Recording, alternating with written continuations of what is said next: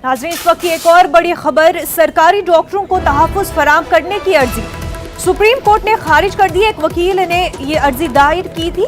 कोलकाता में डॉक्टरों के साथ मारपीट का हवाला दिया गया था। NRS मेडिकल कॉलेज में डॉक्टरों के साथ मारपीट हुई थी, उसी को लेकर के एक वकील ने अर्जी दायर की थी, जिसको सुप्रीम कोर्ट ने खारिज कर दिया है। आपको बता दें, सुप्रीम कोर्ट में सरकारी डॉक्टरों को तहफ़्फ़ुज़ फराहम करने की अर्जी दाखिल की थी। कोलकाता में डॉक्टरों के साथ मारपीट का वाकया, उसका हवाला दिया गया था, लेकिन सुप्रीम कोर्ट ने इस अर्जी को खारिज कर दिया है।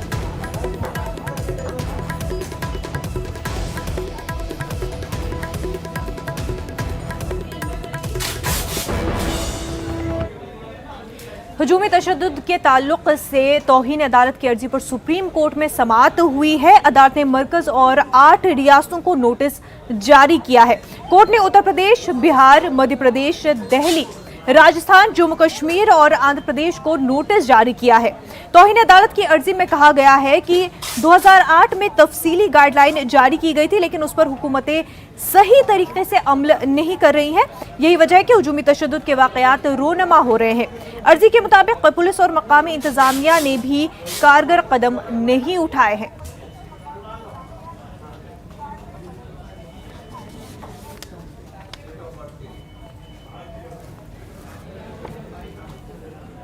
विभिन्न राज्यों में हो रही मॉब लिंचिंग की घटनाओं को लेकर सुप्रीम कोर्ट में एक अवमानना याचिका दाखिल की गई। उस याचिका में ये मांग की गई कि सुप्रीम कोर्ट के आदेश के मुताबिक तमाम राज्य सरकारें सुप्रीम कोर्ट के आदेश का अनुपालन नहीं कर रही हैं, लिहाजा तमाम राज्यों को ये आदेश दिया जाए सुप्रीम कोर्ट द्वारा कि मॉब लिंचिंग को लेकर जो सुप्रीम कोर्ट का आदेश है उसका पालन किया जाए। सुप्रीम कोर्ट ने इस याचिका पर सुनवाई करते हुए तमाम राज्य सरकारों यानी कि उत्तर प्रदेश, बिहार, झारखंड, जम्मू कश्मीर, मध्य प्रदेश, राजस्थान और केंद्र सरकार को नोटिस जारी कर 4 हफ्ते में जवाब मांगा है। सुप्रीम कोर्ट ने इन तमाम राज्य सरकारों से यह पूछा है कि सुप्रीम कोर्ट के आदेश का अनुपालन अभी तक क्यों नहीं किया गया। आपको बता दें कि सुप्रीम कोर्ट ने मॉब लिंचिंग की घटना को देखते हुए एक अहम आदेश दिया। उस अहम आदेश के मुताबिक तमाम राज्य सरकार ने अपने राज्यों में और प्रत्येक जिले में मॉब लिंचिंग की घटनाओं पर निगरानी रखने के लिए एक कमेटी बनाएंगी, एक टीम बनाएंगी, जिसके मुखिया राज्य के DGP और मुख्य सचिव होंगे। राज्य के DM, जिले के DM और SP इस पूरे मामले को मॉनिटर करेंगे। अगर मॉब लिंचिंग की घटना से संबंधित कोई शिकायत आती है तो तुरंत इस मामले में कार्रवाई की जाएगी। सुप्रीम कोर्ट ने अपने आदेश में यह भी कहा था कि तमाम जिले में एक नोडल ऑफिसर अपॉइंट किया जाएगा जो इस प्रकार की घटनाओं पर नजर रखेगा। फिलहाल सुप्रीम कोर्ट ने इस अवमानना याचिका पर तमाम राज्य सरकारों से जवाब मांगा है। अब ऐसे में देखना है कि तमाम राज्य सरकारें आने वाले 4 हफ्ते में अपना क्या कुछ जवाब सुप्रीम कोर्ट में दाखिल करती हैं। कैमरामैन सोनू के साथ सुशील पांडे, न्यूज़ 18, दिल्ली। वंदे मातरम को कौमी तराना बनाए जाने की अर्जी को दिल्ली हाई कोर्ट ने खारिज कर दिया है। अर्जी गुजार अश्विनी उपाध्याय ने अदालत में ये बयान दिया था, ये दलीलें पेश की थी कि कई ममालिक ऐसे हैं जिनके 2 कौमी तराने हैं, इसलिए अदालत जो है सरकार को हुक्म दे कि वंदे मातरम को कौमी तराना बनाया जाए, लेकिन इस अर्जी को, इस मुतालबे को दिल्ली हाई कोर्ट ने खारिज कर दिया।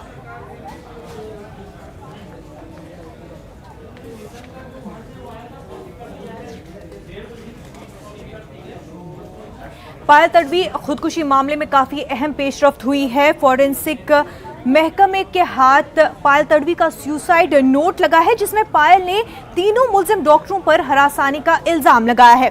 सुसाइड नोट की कॉपी न्यूज़ 18 के पास भी है, जिसमें पायल ने साफ अल्फाज में लिखा है कि उसे ये कदम उठाने पर मजबूर होना पड़ा क्योंकि वो ज्यादती बर्दाश्त नहीं कर पाई। पायल ने लिखा है कि उसने इस मामले की इंतजामिया से कई बार शिकायत भी की, लेकिन कोई नतीजा नहीं निकला और उसे काम के दौरान जात पात की बिना पर हरासा किया जा रहा था।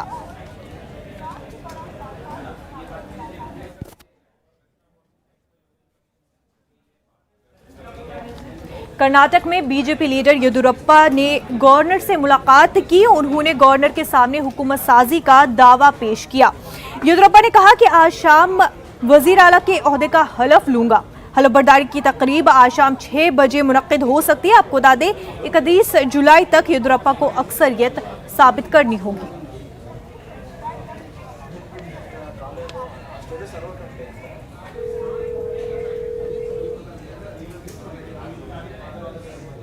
वक्त हो गया एक छोटे से ब्रेक का।